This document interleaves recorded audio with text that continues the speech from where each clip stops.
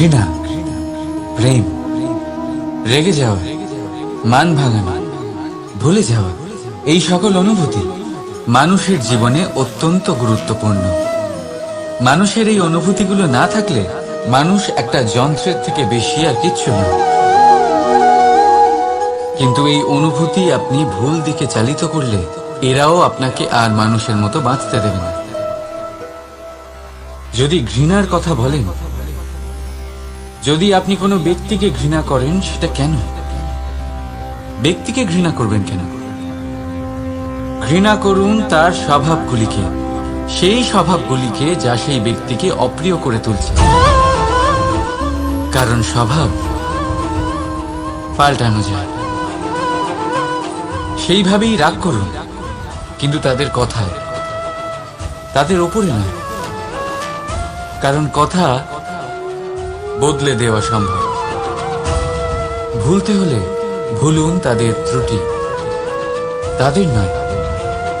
কারণ ভুল অবশ্যই শুধরে নেওয়া যায়। প্রেম করুন তবে তাদের আত্মার সাথে, তাদের অনুভূতির সাথে, শরীরের সাথে নয়। কারণ শরীর হলো নশ্বর। বলুন কিন্তু খারাপ ভাবে নয়, ভালোবেসে। রাধা রাধা। মুঠো হাতের শক্তি বেশি, মুঠো খুললেই তা দুর্বল। তা এমন কি থাকা উচিত এই বন্ধ মুঠোয় যা লাখের সমান? মানসিকতা এবং স্বপ্ন। মানুষ জন্মগ্রহণ করে, তার মানসিকতা সময়ের সাথে উন্নত হয়। মানসিকতা অনুযায়ী সে স্বপ্ন দেখে, আর সেই স্বপ্ন সার্থক করতে সে পরিশ্রম করতে থাকে। কিন্তু খুব গুরুত্বপূর্ণ একটা কথা আছে যে আপনার মনে রাখা উচিত। আপনার এই মানসিকতা, আপনার এই স্বপ্ন, তা যেন আপনার নিয়ন্ত্রণে থাকে। আপনার বন্ধ মুঠোয় যেন এর লাগাম থাকে, আপনি যেন এর প্রভু হন। যদি তা হয় তবেই আপনি লাভবান হবেন। যদি এরা আপনাকে নিয়ন্ত্রণ করতে থাকে, যদি আপনার মুঠো খুলে যায়, না পথ আপনার নিয়ন্ত্রণে থাকবে, না মানসিকতা থাকবে, না স্বপ্ন নিয়ন্ত্রণে থাকবে। আর যদি তাই হয় তাহলে আপনি আপনার ভবিষ্যৎ নষ্ট করে ফেলবেন।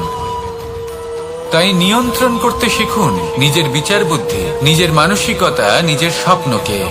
নিজের এই স্বপ্ন পূরণ করুন আর আমার সাথে ভালোবেসে বলুন, রাধা রাধা। প্রত্যেক প্রাণী ভালোভাবে জীবন যাপন করতে চান, এটা তাদের স্বভাবে আছে এবং ভাবাটা অনুচিত নয়। কিন্তু একটা ভালো জীবনের গুরুত্বপূর্ণ অংশ কোনটা? বসবাসের স্থান। সেই স্থান যেখানে আমরা জীবন অতিবাহিত করি। এবার মানুষ ভাবতে পারেন যে একটা ভালো বাসস্থানের অর্থ কি? সেই স্থান যেখানে সহজে জল পাওয়া যায়, যেখানে শুদ্ধ বায়ু পাওয়া যায়, যেখানে আনাজ উৎপন্ন হয়। এটা জীবনযাপনের জন্য পর্যাপ্ত বটে, কিন্তু ভালো জীবন যাপনের জন্য আরো একটা কথা আপনাকে বুঝতে হবে। সাধু, জ্ঞানী, পণ্ডিত ব্যক্তি, এই সকল মহাপুরুষ, এনাদের যে বাসস্থান তা অত্যন্ত বিশেষ হয়। এখানে এক ধরনের বিশেষ ইতিবাচক শক্তি থাকে। এমন একটা স্থান যেখানে দেবতারাও বিচরণ করেন। জীবন আমরা সবাই যাপন করি, কিন্তু জীবনের উদ্দেশ্য শুধুমাত্র জীবন যাপন করা নয়। জীবনের উদ্দেশ্য হল মুক্তি লাভ করা। আর এই সকল সাধু, জ্ঞানী, পণ্ডিত ব্যক্তি, এই সকল মহাপুরুষ আপনাকে মুক্তির পথে নিয়ে যেতে পারেন। কারণ এরা হলেন সেই মহাপুরুষ যারা নিজেদের অন্তরের বিকার, অহংকার, ক্রোধ, বিদ্বেষ, এই সকল দোষগুলিকে ত্যাগ করেছেন, এদের উপর বিজয় লাভ করেছেন। এমনই একজন ব্যক্তি আপনাকে মুক্তির পথে নিয়ে যেতে পারে। প্রয়োজন হলো শুধুই এনাদের চিনতে পারা, এদের কথা বুঝতে পারা এবং এদের দেখানো পথে চলা। যদি আপনি এটা করতে পারেন, তাহলে এই মন প্রফুল্ল হয়ে বলবে, রাধা রাধা। বিগত দিনের কিছু কথা মনে পড়ে গেল। এক অদ্ভুত ঘটনা যা অমূল্য শিক্ষা দিয়ে যেতে পারে। বিষয় হলো যক্ষের সাথে যুধিষ্ঠিরের কথোপকথন।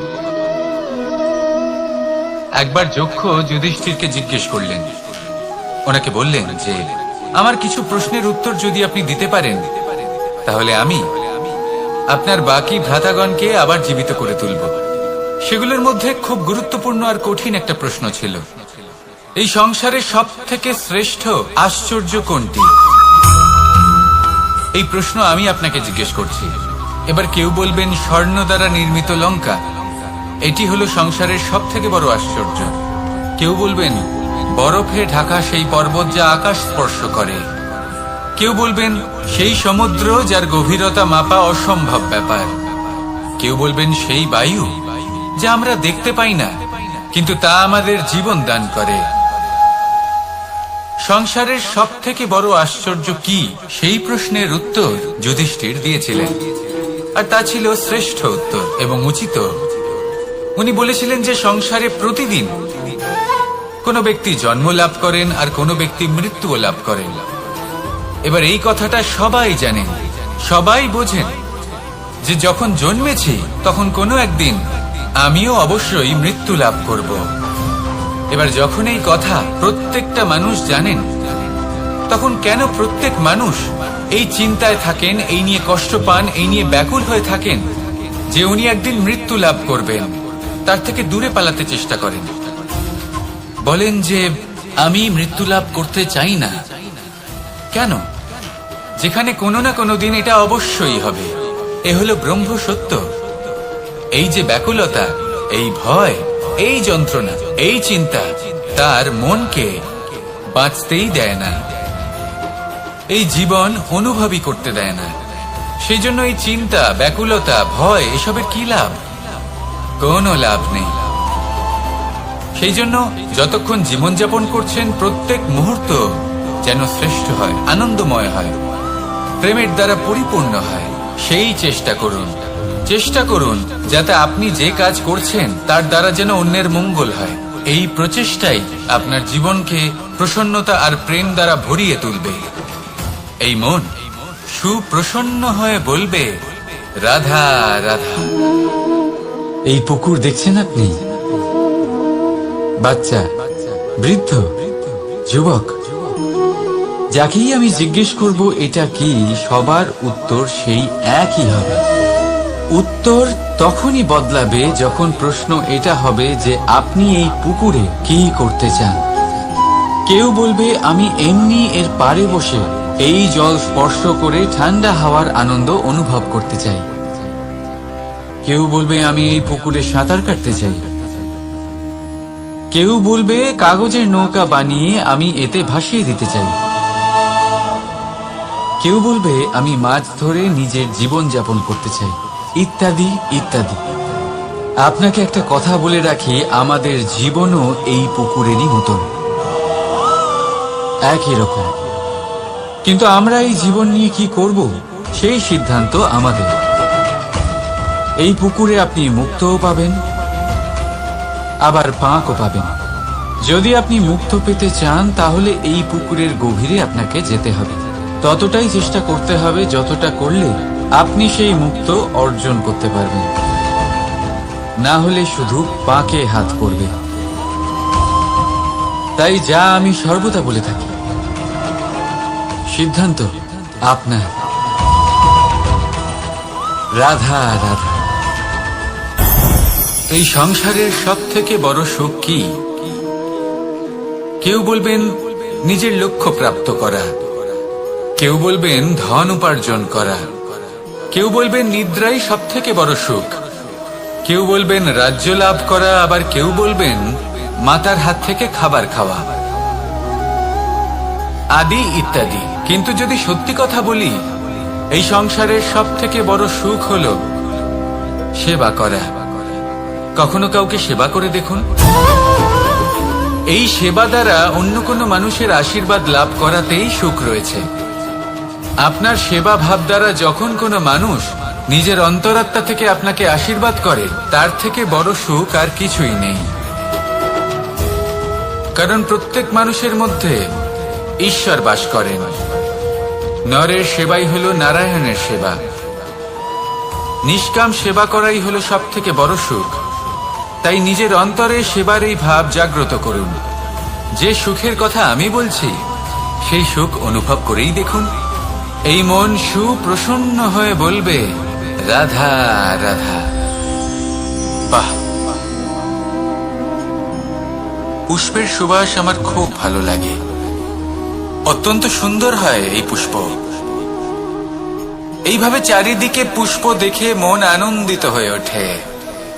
এবার আপনারা ভেবে দেখুন, আমার চারিদিকে পুষ্প নয়, আগুন আছে। তাহলে কি হবে? আমার শরীর কি জ্বলে যাবে না? অবশ্যই জ্বলবে। শরীরকে কি আগুনের তাপ সহ্য করতে হবে না? অবশ্যই সহ্য করতে হবে। এটাই হলো প্রকৃতির নিয়ম। এই নিয়ম কিন্তু আমরা সবাই জানি, কিন্তু আমাদের মধ্যে বেশিরভাগ মানুষ এই বিভ্রান্তি নিয়ে বাঁচি যে এই যে প্রকৃতির নিয়ম, তা আমার উপর প্রযোজ্য নয়। তা কিন্তু নয়। আমাদের চতুর্দিকে এই যে নিসর্গ রয়েছে, আমরা তার কতটা ক্ষতি করি সেটা একবার ভেবে দেখুন। আমরা বনাঞ্চল জ্বালিয়ে দিই, বায়ু দূষিত করি, জল দূষিত করি, প্রাণীদের হত্যা আমরা করি। কেন? এই নিসর্গ আমরা নষ্ট করি, যদিও আমরা জানি যে আমরাও হলাম এই নিসর্গেরই অংশ। এবার দেখুন, শরীরের কোনো অংশে যদি আগুন ধরান, আস্তে আস্তে সমস্ত শরীরও জ্বলে যাবে। সেইভাবেই নিসর্গ যদি নষ্ট হয়ে যায়, তাহলে মনুষ্য জাতিও নষ্ট হয়ে যাবে। তাই এই যে নিসর্গ আপনি দেখছেন, এই পুষ্প, এই বৃক্ষ, বায়ু, জল, এদের সকলকে রক্ষা করুন, নষ্ট নয়। মনে রাখবেন, যদি নিসর্গ থাকে মানুষ থাকবে, যদি নিসর্গ থাকে তাহলেই জীবন থাকবে। আসুন আমার সাথে ভালোবেসে বলুন, রাধা রাধা। এই সংসারে সবাই বলেন, আমি অর্জুনের মতো হয়ে উঠতে চাই। সবাই চায় যে তারাও যেন অর্জুনের মতো গান্ডীব লাভ করে। তারাও চায় যে তাদেরকেও মহাদেব এসে পশুপতি অস্ত্র দান করবেন। তারাও এটাই চায় মহাভারতের মতো মহাসংগ্রামে বিজয়ী হতে। কিন্তু সবাই ভুলে যান যে অর্জুন যা হতে পেরেছিলেন সবকিছুই অর্জন করেছিলেন। যদি আপনিও অর্জুনের মতো গান্ডীব লাভ করতে চান, তবে আপনাকেও তার মতোই শ্রেষ্ঠ কাঠ নির্বাচন করতে হবে। সেই কর্ম আপনাকেই করতে হবে। তার প্রত্যঞ্চা যাতে তীব্র হয়, তার জন্য আপনাকে সর্বশ্রেষ্ঠ দড়ি খুঁজে বের করতে হবে। আপনার বাণ যাতে ঘাতক হয়, সেই জন্য আপনাকে নতুন নতুন ধাতু খুঁজে বের করতে হবে। সেই শিক্ষা আপনাকে লাভ করতে হবে, তবেই আপনার ইচ্ছে পূর্ণ হবে। অর্জুন হওয়া বড়ই সরল, যদি আপনি কিভাবে অর্জন করতে হয় তা জানেন। শুধুমাত্র স্বপ্ন দেখেন যারা, তারা কখনোই অর্জন করতে পারবেন না। কিন্তু যদি কেউ অজ্ঞাতবাস ভোগ করতে পারে, যদি কেউ লাক্ষাগৃহ থেকে পালিয়ে বাঁচতে পারে, যদি কেউ কঠোর তপস্যা করতে পারে, প্রতীক্ষা করতে পারে এবং পরিশ্রম করতে পারে, তাহলে সে অর্জুন অবশ্যই হয়ে উঠবে। যদি আপনি অর্জুন হয়ে উঠতে চান, তাহলে কর্ম করতে শিখুন আর আমার সাথে ভালোবেসে বলুন, রাধা রাধা। জীবন থাকলে লক্ষ্য অবশ্যই থাকবে। যদি লক্ষ্য থাকে, তার পথ অবশ্যই থাকবে। যদি পথ থাকে, তাহলে বাধা অবশ্যই থাকবে। আর এর উপরেই নির্ভর করে যে আমরা জীবনে সফল হব না অসফল, পুরস্কারের ভাগীদার হব নাকি তিরস্কারের। মনে করুন, আপনাকে একটা কাজ করতে হবে, আপনাকে পর্বত আরোহণ করতে হবে, আর সেই পথের ঢাল আপনাকে একাধিকবার ফেলে দেবে। পাথর আপনাকে একাধিকবার আহত করবে। এই অবস্থায় কি করবে? সাধারণ মানুষ বেছে নেয় প্রতিশোধ। সেই পর্বতকে নষ্ট করে দেওয়ার চিন্তা ভাবনা করে, তার ভিতকে নড়িয়ে দেওয়ার কথা ভাবে সেই মানুষ। কিন্তু পর্বতকে তো কেউ নষ্ট করতে পারে না। তাই অসফল হওয়ার সাথে সাথে কুখ্যাতিরও ভাগীদার হয়ে যায় সে। দ্বিতীয় পথ হল পরিবর্তন। যদি আপনি সেই পর্বত ভাঙার পরিবর্তে তাতে সোপান তৈরি করেন, তাহলে আপনিও সেই পর্বতে উঠতে পারবেন, অন্য কেউও তাতে উঠতে পারবে, আগামী প্রজন্মও তাতে উঠতে পারবে। আর সেই আগামী প্রজন্ম সর্বদা আপনার সুনাম করবে। তাই জীবনে প্রতিশোধ নয়, পরিবর্তন বাছুন। বদলা নয়, বদল বেছে নিন। আপনার বাধা আপনার বন্ধু হয়ে যাবে।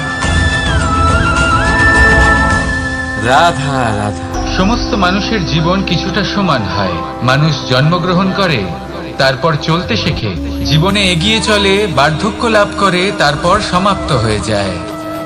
কিন্তু সেই ব্যক্তিরা কারা যারা প্রকৃত অর্থে মনুষ্য জীবন যাপন করেন? এনারা হলেন সেই ব্যক্তি যারা পড়ে গেলেও আবার উঠে দাঁড়ানোর চেষ্টা করেন, নিজের ভেঙে পড়া অস্তিত্বকে আগলে নিয়ে আবার একটা আকার দেওয়ার চেষ্টা করেন, ভগ্ন আশাকে আবার একটা নতুন দিশা দেন। অসফল হওয়ার পরেও থামেন না, আবার এগোতে থাকেন। অসফল হওয়ার পরে যদি আপনি থেমে যান তাহলে সাফল্য আপনার সামনে অপেক্ষা করে, কিন্তু আপনি তা দেখতে পান না। তাই জীবনের সংঘর্ষে অংশগ্রহণ করতে শিখুন। জীবনের সংঘর্ষ থেকে পালাবেন না। আসুন আমার সাথে ভালোবেসে বলুন, রাধা রাধা। একবার একটা শেয়াল বনে বিচরণ করছিল। ও একটা ছোট্ট শাবক দেখতে পেল। ও ভাবলো, আজ একেই আমি খাবার হিসেবে গ্রহণ করব। আশেপাশে দেখলো কেউ দেখছে না, তো কেউ ছিল না। আর সেই শাবকের ওপর আক্রমণ করলো, যা হলো একটা ঘোর অপরাধ। বনের নিয়ম অনুসারে আপনি কখনোই শাবকের উপর আক্রমণ করতে পারেন না। তারপর এই খবরটা যখন রাজা সিংহ জানতে পারলেন, সভার আয়োজন করলেন। কিন্তু সেখানে শেয়াল বলল, আমি তো এরকম কিছু করিনি। কিন্তু যদি আপনি এরকম বলেন, কোনো প্রমাণ দিন, এর কোনো সাক্ষী আছে? তখন রাজা সিংহ পেঁচাকে ডেকে পাঠালেন, যে সেই মুহূর্তে বৃক্ষের শাখার ওপর বসেছিল। সে সব কিছু দেখেছিল। পেঁচা সব সত্যি কথা বলল, আর শেয়ালকে মৃত্যুদণ্ড দেয়া হলো। এবার এই কাহিনী আমি আপনাকে কেন শোনালাম? কারণ মানুষও কখনো কখনো এরকম কর্ম করেন যা শিয়াল করেছে। এটা ভাবেন কেউ দেখছে না, যখন আমি অনুচিত কর্ম করতেই পারি। কিন্তু না, আপনি যাই করুন না কেন, কেউ না কেউ অবশ্যই তা দেখছে। কোনো ব্যক্তি না হলেও কোনো প্রাণী, না হলে কোনো যক্ষ বা দেব বা প্রেত। যদি এনারা কেউ না দেখেন, তাহলে ধরিত্রী মাতা দেখেন, যেখানে দাঁড়িয়ে আপনি সেই কর্ম করছেন, তাই না? তাই একটা কথা সবসময় মনে রাখবেন, কে দেখছেন কে দেখছেন না সেই বিষয়ে ভাবা ছেড়ে দিন। এটা খুব সহজ কথা। আপনি যদি উচিত কর্ম করেন, উচিত ফল পাবেন। যদি অনুচিত কর্ম করেন, তাহলে আপনি অনুচিত ফল অবশ্যই পাবেন। সেই জন্য উচিত পথে চলতে থাকুন, উচিত কর্ম করতে থাকুন, আর আমার সাথে ভালোবেসে বলুন, রাধা রাধা। আপনি কখনো কোনো বাজকে নিজের বাসা বানাতে দেখেছেন? এই বাজ যখনই কোনো বাসা বানায়, তখন উঁচু গাছের ডালে বা কোনো পর্বতের শিখরে বাসা বানায়, অনেক উচ্চতায়। আর সেখানে তার সন্তানও জন্মগ্রহণ করে। যখন এই সন্তানেরা জন্মায়, তখন এই বাজ খুবই ভালোবেসে এবং খুব সাবধানে এদের পালন পোষণ করে। নিজের ঠোঁট দিয়ে তাদের ঠোঁটে খাবার পরিবেশন করে। কিন্তু যেই সেই সন্তানেরা হৃষ্টপুষ্ট হয়ে যায় এবং সেই কথা বাজ নিজে বুঝতে পেরে যায়, সেই বাজ নিজেই সেই বাসা ছিন্ন ভিন্ন করে দেয়। সেই সন্তান যাদের সবেমাত্র ডানা গজিয়েছে, কিভাবে উঠতে হয় তারা জানে না, সেই সন্তানগুলিকে উচ্চতা থেকে ঠেলে দেয়। সেই সন্তান প্রথমে ভয়ভীত হয়ে যায়।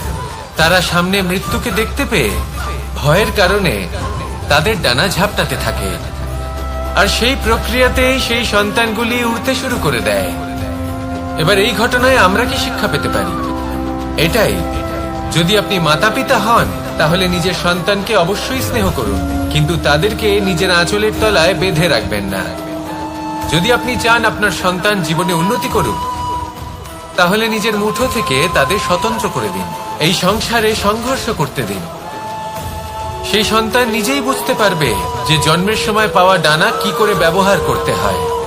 আর আপনার চোখের সামনে আপনার সন্তান এই আকাশে উড়তে থাকবে।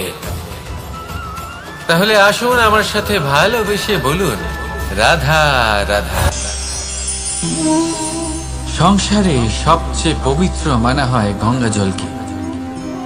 কখনো ভেবে দেখেছেন কেন? কারণ গঙ্গা জলের আবির্ভাব অত্যন্ত শুদ্ধ হয়, তার জন্ম শুদ্ধ হয়, যেখান থেকে তার শুরু সেটাই শুদ্ধ হয়। আর শুরুটা শুদ্ধ হওয়া অত্যন্ত আবশ্যক। আমাদের জীবনে সবই শুরু হয় আমাদের ভাবনা থেকে।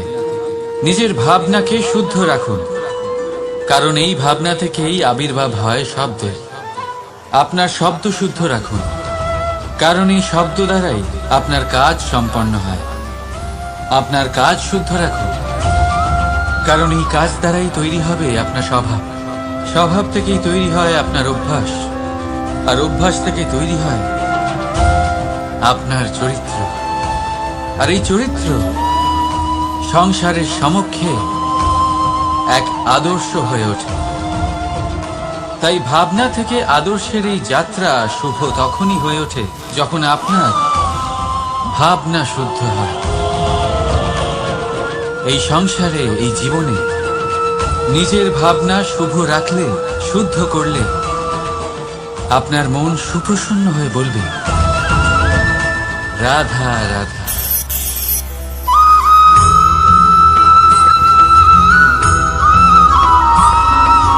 বসন্ত ঋতু, এই সময় মন আনন্দে ভরে থাকে।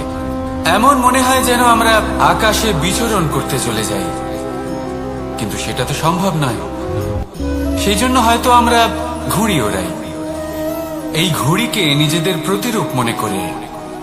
এবার অনেক মানুষ আছেন যারা ঘুড়ি ওড়ান, কিন্তু এই কর্মের সারমর্ম কি সেটা কজন বুঝতে পারেন? আপনি এটা মনে করুন যে আপনি হলেন সেই ঘুড়ি, আর এই সুতো যিনি ধরে রয়েছেন তিনি হলেন পরমাত্মা। আর এই সুতো যেখান থেকে শুরু হয় সেই লাটাই হলো আমাদের কর্মচক্র। এবার আপনি নিজেই অনুমান করুন যে এই উড়ান কার ওপর নির্ভরশীল? পরমাত্মার ওপর আর আপনার কর্মের ওপর। যদি পরমাত্মা আপনার হাত ধরে থাকেন, আপনার সাথে থাকেন, যদি আপনি শুভ কর্ম করতে থাকেন, আপনি এই আকাশে উড়তে থাকবেন। কিন্তু কোথাও কোথাও যদি পরমাত্মার সাথে এই বন্ধন ছিন্ন হয়, আপনার কর্মচক্র খারাপ হয়ে যায় বা থেমে যায়, তাহলে আপনার এই ঘুড়ি কেটে যাবে আর দূরে কোনো গাছের ডালে গিয়ে আটকে যাবে। তাই শুধুমাত্র ঘুড়ি ওড়াবেন না, তার থেকে শিখুন, পরমাত্মার সাহচর্যে থাকুন, সবসময় শুভ কর্ম করতে থাকুন, আর সবসময় এই আকাশে উড়তে থাকুন। আসুন আর আমার সাথে ভালোবেসে বলুন, রাধা।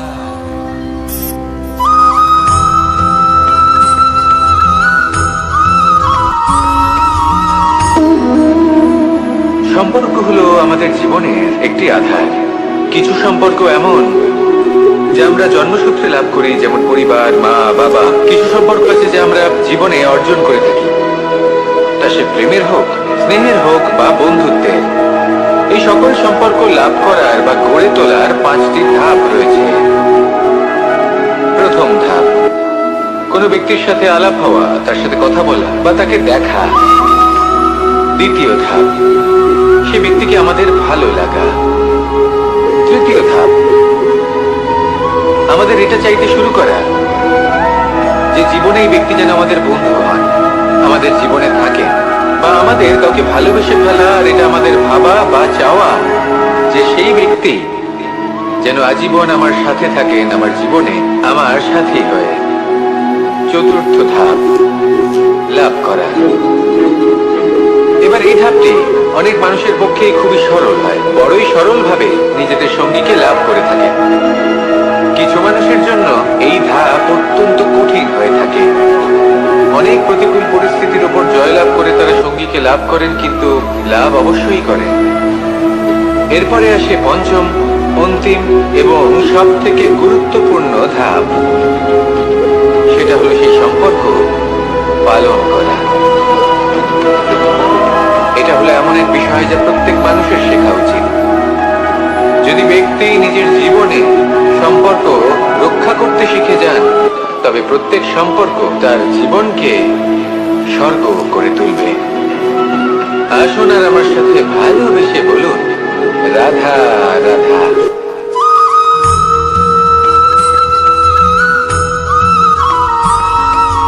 জীবনে যখন কোনো ব্যক্তি নিজের লক্ষ্য প্রাপ্তির জন্য নিরন্তর পরিশ্রম করতে থাকেন, চেষ্টা করতে থাকেন, তখন তিনি কষ্ট অনুভব করেন, কখনো শারীরিক কষ্ট, কখনো মানসিক কষ্ট। এবার উনি এটা ভাবতে থাকেন যে আমি কি উচিত করছি নাকি অনুচিত করছি। কারণ অন্যদিকে এমন একজন ব্যক্তিও আছেন যিনি একদমই পরিশ্রম চেষ্টা করছেন না। তিনি মদিরা পান করেন, বিলাসিতায় জীবন কাটান, অলস প্রকৃতির হয়ে ওঠেন, নিদ্রাতে বিলীন হয়ে থাকেন আর ভাবেন যে তিনি সুখ লাভ করছেন। কিন্তু এরকম কেন হয়? কারণ যখন আমরা সৎ পথে থাকি, উচিত পথে চলি, লক্ষ্য প্রাপ্ত করার জন্য চেষ্টা করতে থাকি, তখন আমাদের ভেতরে থাকা নেতিবাচক শক্তি এবং পাপ এই দেহকে ত্যাগ করে দেয়। আর এই অনুভূতিটাই আমাদের দুঃখের অনুভূতি দেয়, কষ্ট দেয়। এবার সেখানে যদি আমরা কুপথে চলি, অনুচিত পথে চলতে থাকি, তাহলে আমাদের ভেতরে থাকা পুণ্য এবং ধনাত্মক শক্তি আমাদের দেহ ত্যাগ করে দেয়। আর এই অনুভূতির কারণেই আমরা সুখ অনুভব করি। কিন্তু কখনো ভাববেন যে এই সুখ বেশি সময় পর্যন্ত থাকে না। সেই জন্য সবসময় মনে রাখবেন, যদি আপনি জানেন যে এটাই আপনার লক্ষ্য, এটাই উচিত পথ, শুভ পথ, তাতে নিরন্তরভাবে এগিয়ে যেতে চেষ্টা করতে থাকুন। এই কষ্ট আপনাকে সুখের পরাকাষ্ঠায় কখন পৌঁছে দেবে তা আপনি জানতেই পারবেন না। আসুন আমার সাথে ভালোবেসে বলুন, রাধা রাধা।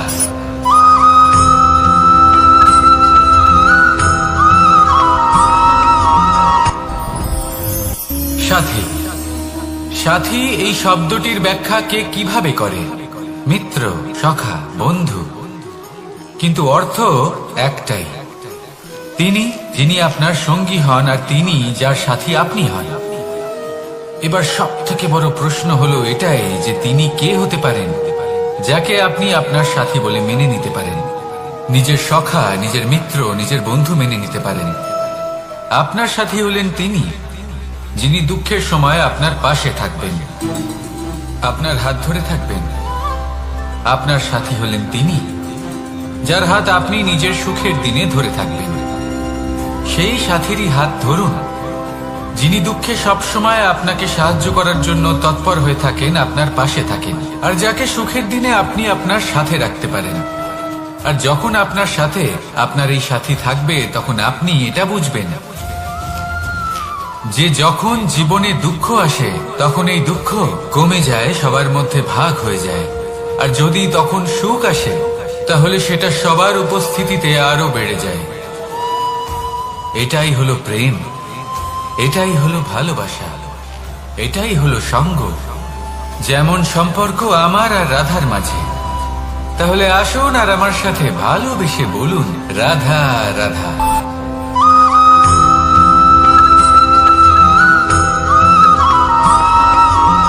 এই সংসারে প্রত্যেক মানুষ এটাই চান যে তিনি যেন ধনবান হন, আর্থিক অবস্থা তার ভালো থাকে, ওনার বাড়িতে লক্ষ্মীর আগমন হয়।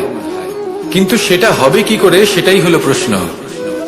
কেউ বলেন যে যদি পরিশ্রম করো তাহলে ধন অর্জন সম্ভব, কেউ বলেন যে যদি বিদ্যা লাভ হয় তবেই ধন অর্জন সম্ভব, কেউ বলেন যে যদি বলশালী হও তবেই সম্পন্ন থাকবে। ভালো কথা, যদি তাই হয়ে থাকে, তবে দিনমজুর সারা দিন পরিশ্রম করেন, তিনি কেন ধনী হন না? অনেকজন বিদ্বান মানুষ আছেন এই সংসারে, তারা কেন ধনবান হন না? অনেক সংখ্যক বলশালী ব্যক্তি আছেন, তাদের কাছে ধন নেই কেন? তাদের কেন ধনের অভাব হয়?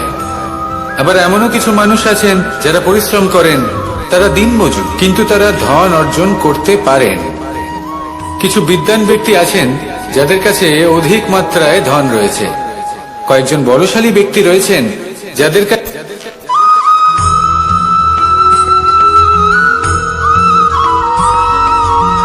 পঞ্চতত্ত্বের মধ্যে দ্বিতীয় তত্ত্ব হল ধরণী, ভূমি, যাকে আমরা ধরণী মাতা বলি।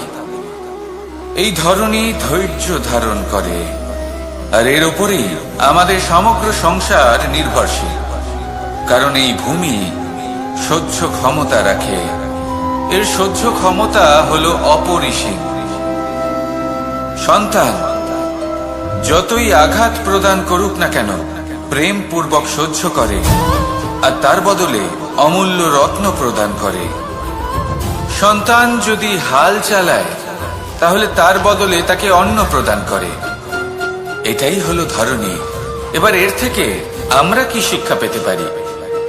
এটাই যে কারোর জন্য কিছু করা বা কাউকে কিছু দেওয়া মনে কোনো কামনা ছাড়াই। আর এই কথাটা বুঝে যান, যদি কারোর জন্য কামনা না রেখে বা কোনো পাওয়ার আশা না রেখে কারোর জন্য কিছু করেন বা কারোকে কিছু দেন, যদি এটা আপনি শিখতে পারেন, তবে আপনি ভালোবাসতে শিখে গেছেন।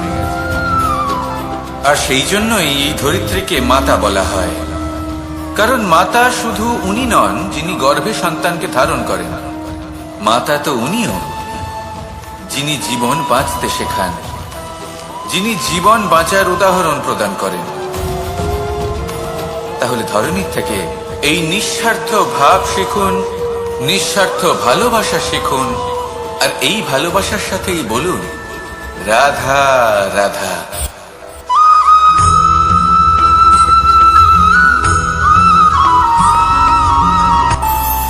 আমাদের মনে যখন কোনো প্রশ্ন ওঠে, কোনো দ্বন্দ্ব জাগে, তখন আমরা যাই আমাদের গুরুর কাছে, আমাদের আরাধ্যের কাছে গিয়ে জিজ্ঞেস করি।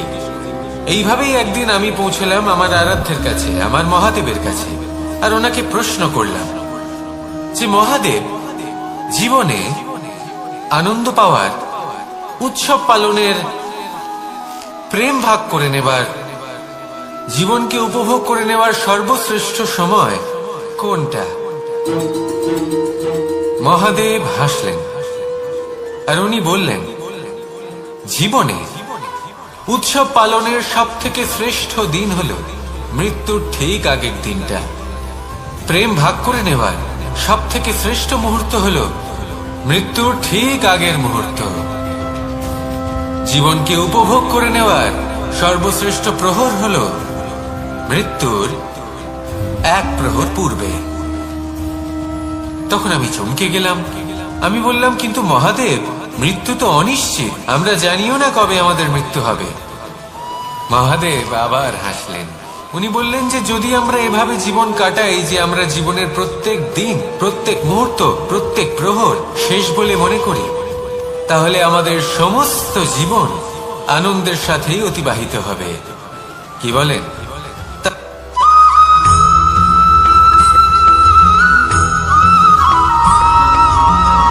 সংসারে আমাদের জীবনে যখন কোনো সুখ বা দুঃখ আসে, তার জন্য আমরা কাউকে না কাউকে অবশ্যই দায়ী করে থাকি, তাই না?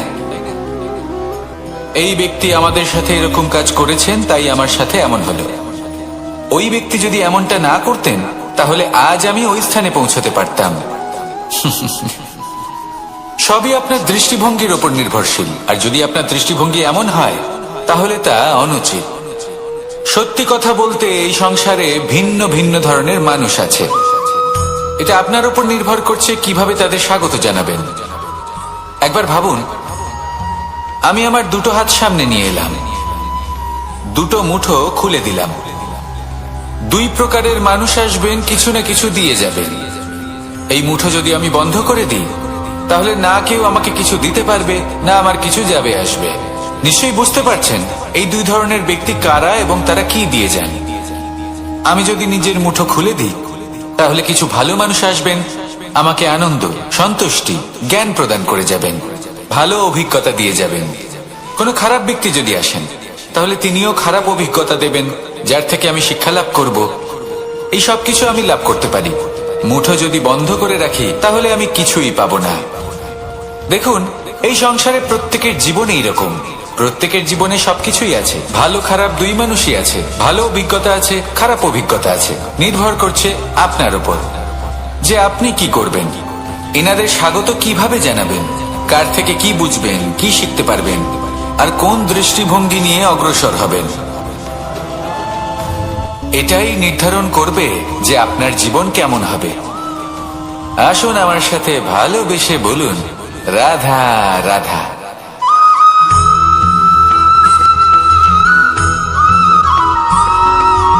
জীবনে অগ্রসর হওয়ার জন্য আমাদের কাকে প্রয়োজন হয়?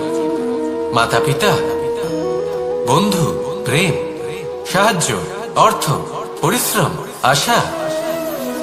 ভিন্ন ভিন্ন মানুষ ভিন্ন ভিন্ন বিকল্প চয়ন করে। যদি আমি আপনাকে বলি, তাহলে জয় আর পরাজয়ের মন্ত্র দুটো শব্দের উপর নির্ভর করে, মেনে নেওয়া আর দৃঢ় হওয়া। যদি মেনে নেন তাহলে হেরে যাবেন, যদি দৃঢ় হন তাহলে নিশ্চিত রূপে জয়ী হবেন। যদি কখনো আপনি ক্লান্ত হয়ে ওঠেন, আপনি দুঃখী হন, পুরোপুরি ভেঙে পড়েছেন, তখন মেনে নেবেন না যে আপনি ভেঙে পড়েছেন, নয়তো হেরে যাবেন। তখন উল্টে স্থির করবেন যে যাই হয়ে যাক না কেন, আমি জয়ী হবই। আর আপনি দেখবেন যে জয় নিশ্চিত রূপে আপনার কাছেই আসবে। তাহলে এই কথা মনে রাখবেন আর আমার সাথে ভালোবেসে বলবেন, রাধা রাধা।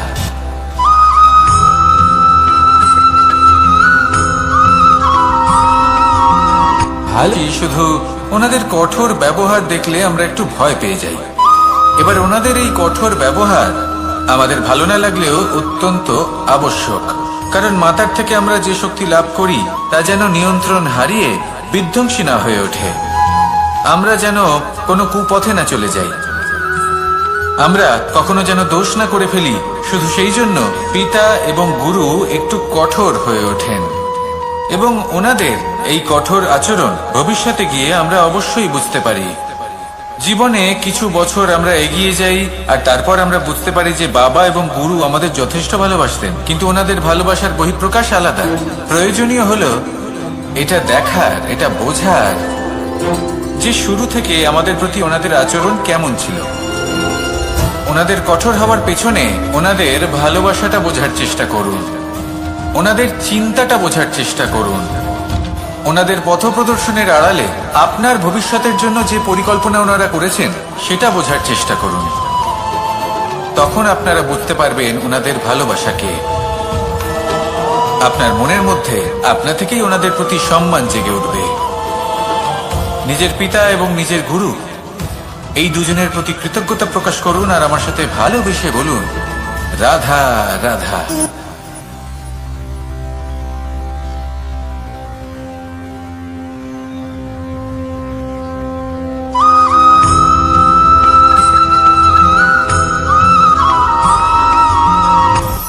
আপনি কখনো পর্বতের শিখরে উঠেছেন?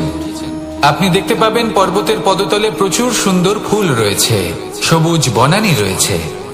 যত আপনি উপরে উঠতে থাকবেন তত ফুল কমতে থাকবে, সবুজ বনানী কমতে থাকবে।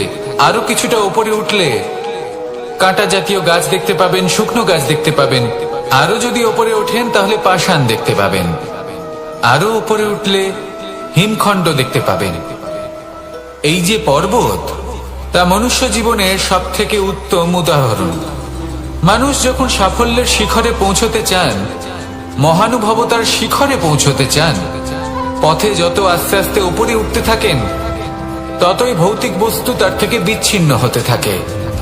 যদি তিনি সেই ভৌতিক বস্তুগুলি ত্যাগ না করতে পারেন তাহলে কখনোই সেই স্থানে পৌঁছতে পারবেন না। আর মানুষ যদি উচিত ত্যাগ করতে পারেন, পথে অগ্রসর হতে থাকেন, এগোতে থাকেন, তাহলে একদিন না একদিন তিনি মহানুভবতার, জ্ঞানের, সাফল্যের হিমের স্বাদ অবশ্যই লাভ করবেন। মনে রাখবেন, মানব জীবনে ত্যাগ হলো অত্যন্ত গুরুত্বপূর্ণ অংশ। আসুন আমার সাথে ভালোবেসে বলুন, রাধা রাধা।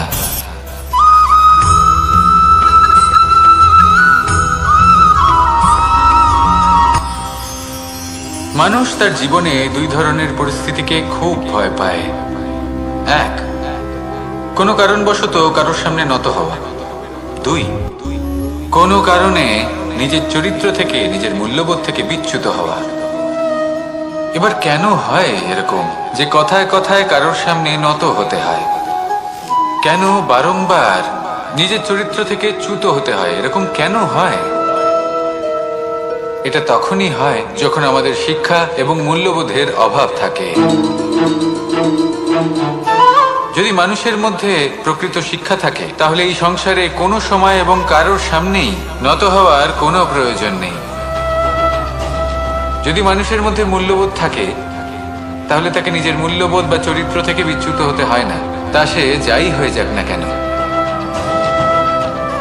কোনো বালককে যদি জন্ম থেকেই সুশিক্ষার অধিকারী করা হয়, শিক্ষিত করা হয়, মূল্যবোধের অধিকারী করা হয়, তবে সে এই সংসারে এমন কর্ম করবে যাতে সে নিজেকে, নিজের পরিবারকে, সমগ্র সমাজকে গর্বিত করতে পারে। শিক্ষা লাভ করুন, মূল্যবোধ লাভ করুন এবং আমার সাথে ভালোবেসে বলুন, রাধা রাধা।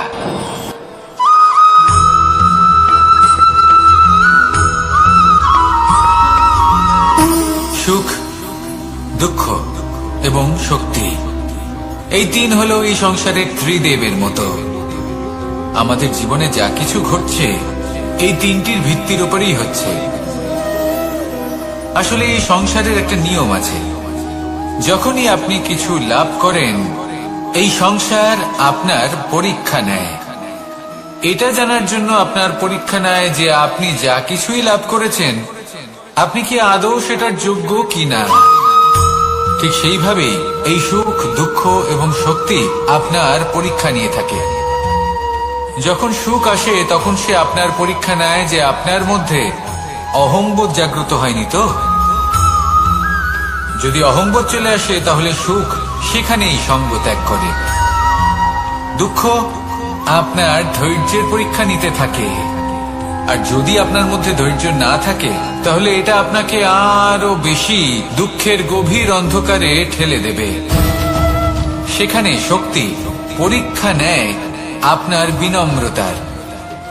যদি আপনি বিনম্র না হন তাহলে হয় এই শক্তি আপনার সঙ্গ ত্যাগ করবে, নয় এই শক্তি বিনম্রতার অভাবে আপনার পতনের কারণ হতে পারে।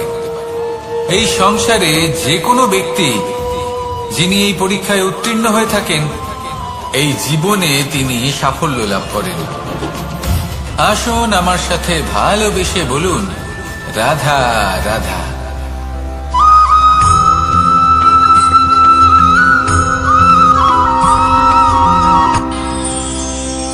আমরা সবাই সূর্যকে সম্মান কেন করি?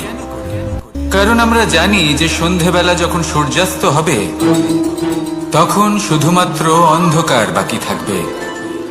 ঠিক কিছুটা এরকমই হয় আমাদের মাতা পিতাও, যিনি আমাদের জন্ম দেন, আমাদের ভরণ পোষণ করেন, আমাদের বড় করেন, আমাদের প্রেম প্রদান করেন। কখনো কখনো তাদের মুখ থেকে কটু কথা নিঃসৃত হয়, আমাদের দুঃখ হয়, কিন্তু তখন আমাদের এটা বোঝা উচিত এগুলি নিঃসৃত হচ্ছে আমাদেরই মঙ্গলের জন্য। যেমন সূর্যদেব, উনিও উত্তাপ দিয়ে থাকেন আমাদেরই মঙ্গলের জন্য, যাতে ফসল পাকতে পারে, যাতে জল বাষ্প হয়ে মেঘ হতে পারে, বৃষ্টি হতে পারে, আর এই সংসারে নিরন্তর জলের প্রবাহ থাকে। আমাদের মাতা পিতা, তাদের কঠোর আচরণ, তাদের কঠোর অনুশাসনের পেছনে লুকিয়ে থাকে ওনাদের ভালোবাসা। আমাদের তা বুঝতে হবে, সসম্মানে ওনাদের গ্রহণ করতে হবে। কারণ ঠিক সূর্যাস্তের পরে যেমন চতুর্দিক অন্ধকারচ্ছন্ন হয়ে যায়, তেমনি আমাদের জীবন থেকে যখন আমাদের মাতা পিতা চলে যায় তখন আমাদের জীবনেও শুধু এবং শুধুমাত্র অন্ধকারই ছেয়ে থাকে। সেই জন্য নিজের মাতা পিতাকে সম্মান করুন, ওনাদের ভালোবাসা প্রদান করুন। এই মন আর এই জীবন প্রসন্ন হয়ে বলবে, রাধা রাধা।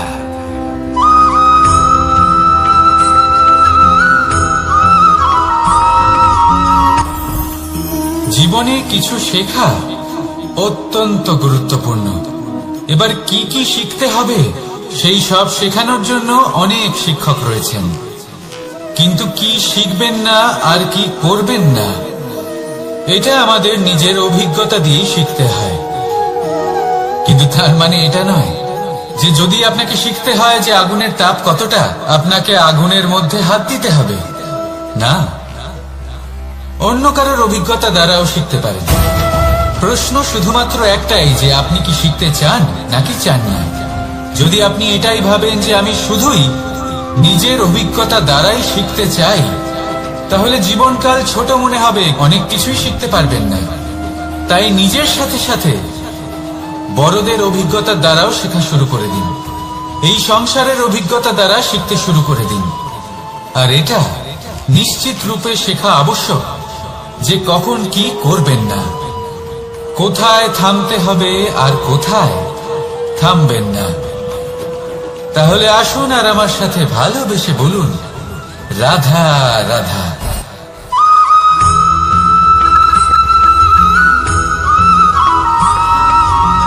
এই সংসারে সব থেকে বেশি কোমল বস্তু হলো রেশম। এই রেশম এতটাই কোমল হয় যে এর পুরো একটা থান শুধুমাত্র একটা হাতে ধরা সম্ভব। কখনো ভেবে দেখেছেন এই রেশম কিভাবে হয়? একটি কীট তার লালার দ্বারা উৎপন্ন হয়। এই কীট সেই রেশমকে পাক দিতে থাকে, পাক দিতেই থাকে আর আস্তে আস্তে তার মধ্যেই জড়িয়ে পড়ে। শেষে ওর এই সুন্দর অমূল্য সৃষ্টি রেশমের এই সুতো তার নির্মাণ কার্য পূর্ণ হয়, কিন্তু তাতেই ও নিজে বন্দী হয়ে যায়। নিজেরই মায়াজালের এই বন্দী গৃহে নিজেই ফেঁসে যায়। এবার এই সুতোকে ব্যবহারযোগ্য করে তোলার জন্য এই কীটগুলিকে এই কবচের সাথেই ফুটন্ত জলে ফেলে দেওয়া হয়। এই সংসারে যদি আমাদের স্বপ্ন এই সংসারের দুঃখ হরণ করার জন্য, এই সংসারে সুখ বিতরণ করার জন্য হয়, তবেই আমাদের প্রগতি সম্ভব। যদি আমাদের এই স্বপ্ন শুধুই আমাদের এবং আমাদের স্বার্থ সিদ্ধির জন্য হয়, তাহলে এই স্বপ্ন আমাদের অন্ধ করে দেবে, আমাদের অন্ধকারের পথে নিয়ে যাবে, আর আমরাও সেই কীটের মতো হয়ে যাব। নিজেদেরই মায়াজালে আমরা নিজেই ফেঁসে যাব, আর শেষে আমরা যদি কিছু লাভ করি তা হবে একাকিত্ব, অন্ধকারময় মৃত্যু। তাই স্বপ্ন অবশ্যই দেখুন, কিন্তু এমন ভাবে স্বপ্ন দেখবেন না যে তার এই বন্দিগৃহে আপনি নিজেই ফেঁসে গেলেন। স্বপ্ন দেখুন পরোপকার।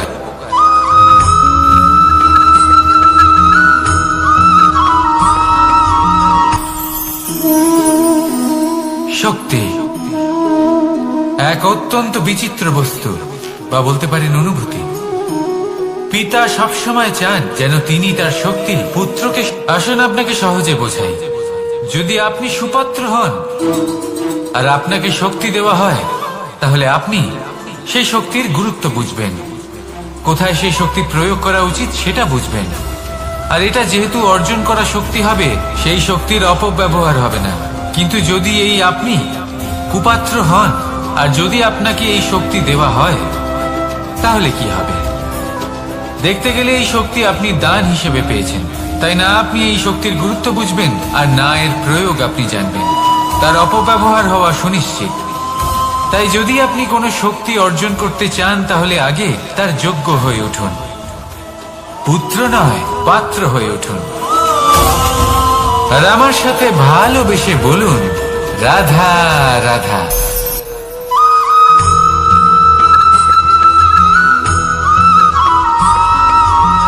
এই সংসারে প্রত্যেক মানুষ এটাই চান যে তিনি যেন ধনবান হন, আর্থিক অবস্থা তার ভালো থাকে, ওনার বাড়িতে লক্ষ্মীর আগমন হয়। কিন্তু সেটা হবে কি করে, সেটাই হলো প্রশ্ন। কেউ বলেন যে যদি পরিশ্রম করো তাহলে ধন অর্জন সম্ভব, কেউ বলেন যে যদি বিদ্যা লাভ হয় তবেই ধন অর্জন সম্ভব, কেউ বলেন যে যদি বলশালী হও তবেই সম্পন্ন থাকবে। ভালো কথা, যদি তাই হয়ে থাকে, তবে দিনমজুর সারা দিন পরিশ্রম করেন, তিনি কেন ধনী হন না? অনেকজন বিদ্বান মানুষ আছেন এই সংসারে, তারা কেন ধনবান হন না? অনেক সংখ্যক বলশালী ব্যক্তি আছেন, তাদের কাছে ধন নেই কেন? তাদের কেন ধনের অভাব হয়? আবার এমনও কিছু মানুষ আছেন যারা পরিশ্রম করেন, তারা দিনমজুর, কিন্তু তারা ধন অর্জন করতে পারেন। কিছু বিদ্বান ব্যক্তি আছেন যাদের কাছে অধিক মাত্রায় ধন রয়েছে, কয়েকজন বলশালী ব্যক্তি রয়েছেন যাদের কাছে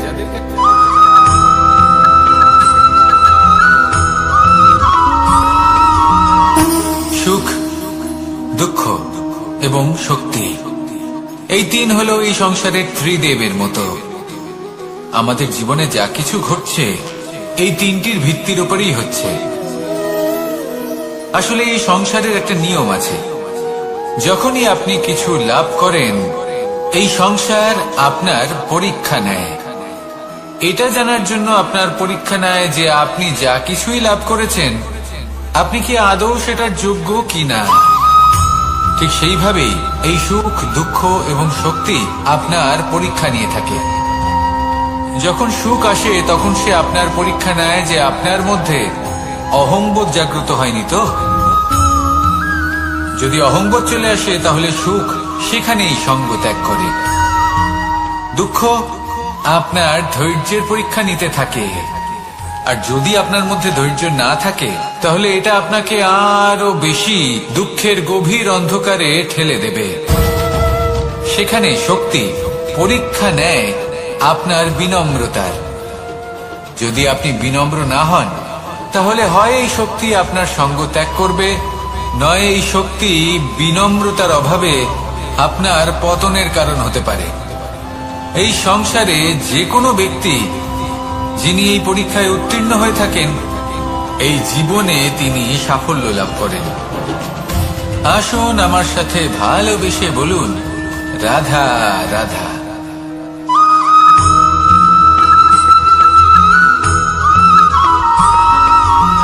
পঞ্চতত্ত্বের মধ্যে দ্বিতীয় তত্ত্ব হল ধরণী, ভূমি, যাকে আমরা ধরণী মাতা বলি। এই ধরণী ধৈর্য ধারণ করে, আর এর উপরেই আমাদের সমগ্র সংসার নির্ভরশীল। কারণ এই ভূমি সহ্য ক্ষমতা রাখে, এর সহ্য ক্ষমতা হলো অপরিসীম। সন্তান যতই আঘাত প্রদান করুক না কেন প্রেম পূর্বক সহ্য করে, আর তার বদলে অমূল্য রত্ন প্রদান করে। সন্তান যদি হাল চালায় তাহলে তার বদলে তাকে অন্ন প্রদান করে। এটাই হলো ধরণী। এবার এর থেকে আমরা কি শিক্ষা পেতে পারি? এটাই যে কারোর জন্য কিছু করা বা কাউকে কিছু দেওয়া মনে কোনো কামনা ছাড়াই। আর এই কথাটা বুঝে যান, যদি কারোর জন্য কামনা না রেখে বা কোনো পাওয়ার আশা না রেখে কারোর জন্য কিছু করেন বা কারোকে কিছু দেন, যদি এটা আপনি শিখতে পারেন তবে আপনি ভালোবাসতে শিখে গেছেন। আর সেই জন্যই এই ধরিত্রীকে মাতা বলা হয়। কারণ মাতা শুধু উনি নন যিনি গর্ভে সন্তানকে ধারণ করেন, মাতা তো উনিও যিনি জীবন বাঁচতে শেখান, যিনি জীবন বাঁচার উদাহরণ প্রদান করেন। তাহলে ধরণীর থেকে এই নিঃস্বার্থ ভাব শিখুন, নিঃস্বার্থ ভালোবাসা শিখুন, আর এই ভালোবাসার সাথেই বলুন, রাধা রাধা।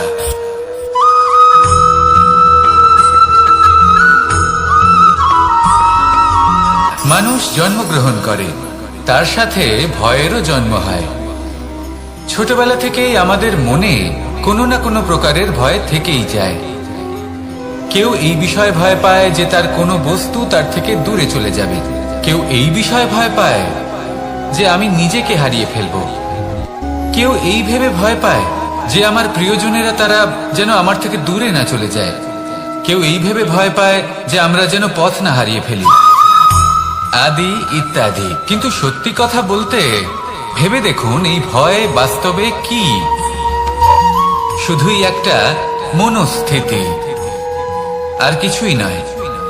যা কিছু আপনি জীবনে পেয়েছেন তা একদিন আপনাকে হারাতে হবে। এই জীবন হলো আপনারই, কিন্তু তাও একদিন সমাপ্ত হবে। তাই ভয় পেয়ে কি লাভ? এই ভয় শুধু আপনাকে জীবন যাপন করা থেকে বাধা দিচ্ছে, আর কিচ্ছু নয়। পথ হারিয়ে ফেললেই বুঝতে পারবেন যে নতুন পথ কিভাবে বানাতে হয়। কিছু মানুষকে জীবন থেকে হারালে তবেই আপনি বুঝবেন যে আপনার আপনজনকে। এই ভয়ের কারণে ভীত হয়ে থাকবেন না। এই তারা নক্ষত্র অন্ধকারের অভাবে গুরুত্ব হারায়। শিবকেও মহাদেব হওয়ার জন্য বিষ পান করতে হয়েছিল। প্রত্যেক পরিস্থিতি, প্রত্যেক সাফল্য আপনার পরীক্ষা নেবে, তাতে উত্তীর্ণ হওয়া হলো আপনার কর্ম। যখনই আপনি ভয় পাবেন বা সংকটের সম্মুখীন হবেন তখন সাহসের সাথে তার সম্মুখীন হন। মনে রাখবেন, যে সম্মুখীন হতে জানে সাফল্য তার সাথে সবসময় থাকে। আসুন আর আমার সাথে ভালোবেসে বলুন, রাধা রাধা।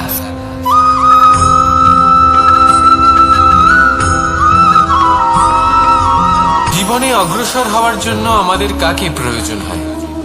মাতা পিতা, বন্ধু, প্রেম, সাহায্য, অর্থ, পরিশ্রম, আশা। ভিন্ন ভিন্ন মানুষ ভিন্ন ভিন্ন বিকল্প চয়ন করে। যদি আমি আপনাকে বলি তাহলে জয় আর পরাজয়ের মন্ত্র দুটো শব্দের উপর নির্ভর করে, মেনে নেওয়া আর দৃঢ় হওয়া। যদি মেনে নেন তাহলে হেরে যাবেন, যদি দৃঢ় হন তাহলে নিশ্চিত রূপে জয়ী হবেন। যদি কখনো আপনি ক্লান্ত হয়ে ওঠেন, আপনি দুঃখী হন, পুরোপুরি ভেঙে পড়েছেন, তখন মেনে নেবেন না যে আপনি ভেঙে পড়েছেন, নয়তো হেরে যাবেন। তখন উল্টে স্থির করবেন যে যাই হয়ে যাক না কেন আমি জয়ী হবই। আর আপনি দেখবেন যে জয় নিশ্চিত রূপে আপনার কাছেই আসবে।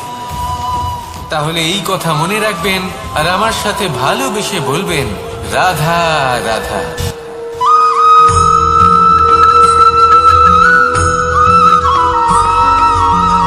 এই সংসারে কোনো বস্তু হোক বা ব্যক্তি হোক, তার একার গুরুত্ব কিন্তু খুব বেশি নয়।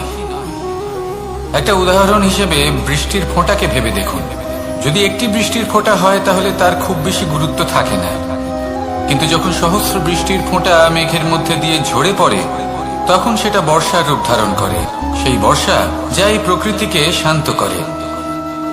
সেইভাবেই পাথরের ছোট টুকরো তার খুব বেশি গুরুত্ব থাকে না, কিন্তু যখন অসংখ্য পাথরের টুকরো একত্রিত হয় তখন তা পর্বতের আকার ধারণ করে। সেইভাবেই কিছু মানুষ যখন একত্রিত হন তখন তৈরি হয় পরিবার, কিছু পরিবার যখন একত্রিত হয় তখন তৈরি হয় সমাজ, যখন অনেক সংখ্যক সমাজ একত্রিত হয় তখন তৈরি হয় রাজ্য। এবার এই রাজ্যের সব থেকে গুরুত্বপূর্ণ ব্যক্তি হতে পারেন রাজা, কিন্তু তাও সেই রাজা একা কিছু করতে পারেন না। যুদ্ধ লড়ার সময় তারও নিজের সৈন্যদলকে প্রয়োজন পড়ে। কিন্তু এই সংসারে এমন একজন ব্যক্তি আছেন যিনি একাই সব কাজ করতে থাকেন, এবং সেই ব্যক্তি হলেন মা।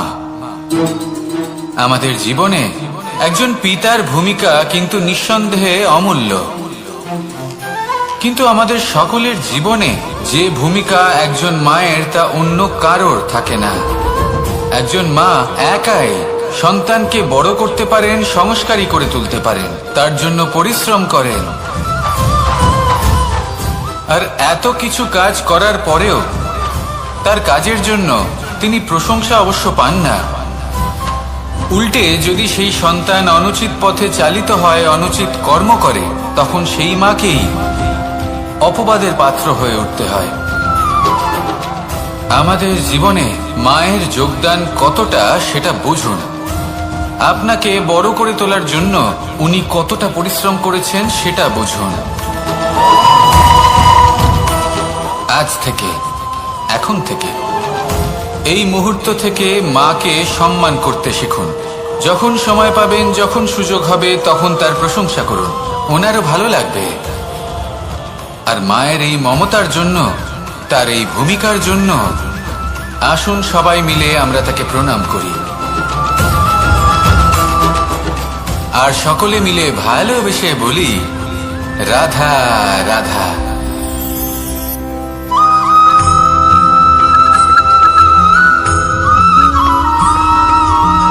এই সংসারের সব থেকে গুরুত্বপূর্ণ তত্ত্ব কোনটা? প্রথম হলো সময়। জন্ম থেকে মৃত্যু পর্যন্ত এই যে সময়, এটাই তো হলো জীবন।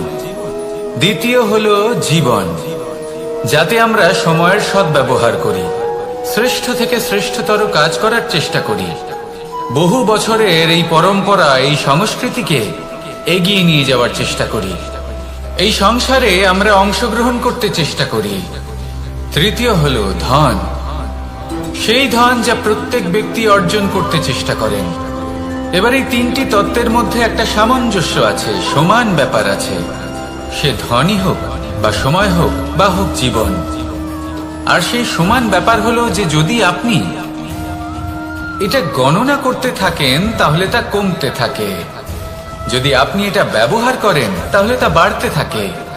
একে সংগঠিত করে রাখতে চেষ্টা করলে এ হাত থেকে ফসকে যায়, কিন্তু যদি আপনি একে সামলে রাখতে শিখে যান তাহলে এমন কাজ করবেন যাতে সংসারের সাথে সাথে পরবর্তী প্রজন্ম লাভবান হবে।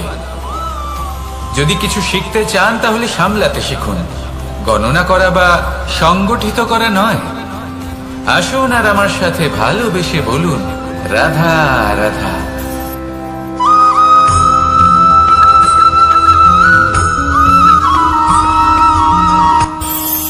এই সংসারে আমরা প্রকাশ কোথা থেকে পাই?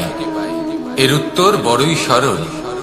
ভোরে যখন সূর্যোদয় হয় তখন প্রকাশের কিরণ আমাদের ঘরে এসে পৌঁছয়।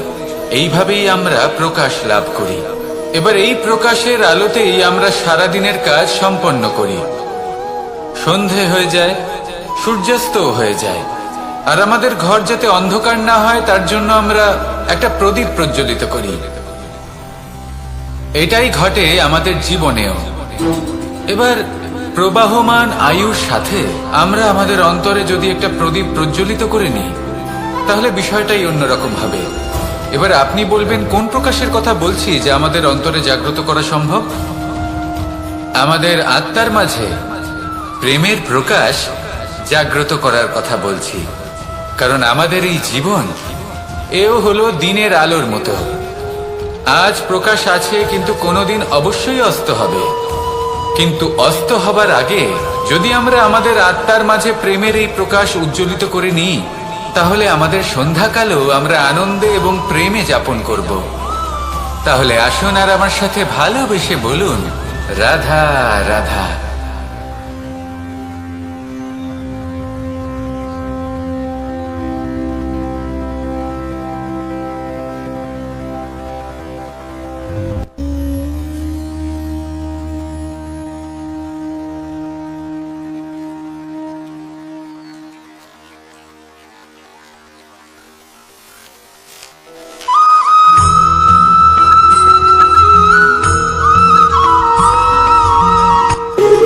যখন মানুষের মৃত্যু হয় তখন কি হয়? অনেক সংখ্যক মানুষ শোক পালন করতে চলে আসেন। যে ব্যক্তি মৃত্যু লাভ করেছেন তার অনেক বস্তু থাকে যেগুলো তার প্রিয়, যেগুলো তিনি ব্যবহার করেছেন। তার শয্যা, তার বস্ত্র, তার আভূষণ সবকিছু তার থেকে বিচ্ছিন্ন করা হয় এবং খালি হাতে তাকে শ্মশানের উদ্দেশ্যে রওনা করা হয়। আমি আপনাকে এই প্রশ্ন করতে চাই, আপনি এই সংসারে কি অর্জন করেছেন? ধন সম্পত্তি, বস্ত্র, আভূষণ, এই সব কিছু যে আপনি অর্জন করেছেন আপনার মৃত্যুর পরে তা আপনার থেকে দূর হয়ে যাবে। এর উত্তর হলো একটাই, আপনার কর্ম। শুধু সেটাই আছে যা একান্ত আপনার, আর শুধু সেটাই এই সংসার থেকে চলে যাওয়ার পরেও সংসারে জীবিত থাকবে। যদি আপনি দুষ্কর্ম করেন তাহলে এই সংসার আপনাকে একটি অনুচিত উদাহরণ হিসেবে মনে রাখবে যে এই ব্যক্তি খুব পাপী ছিল, অনুচিত কর্ম করতেন। যে পথে তিনি চলেছেন সেই পথে কারোর চলা উচিত নয়। সেখানেই যদি আপনি সৎকর্ম করেন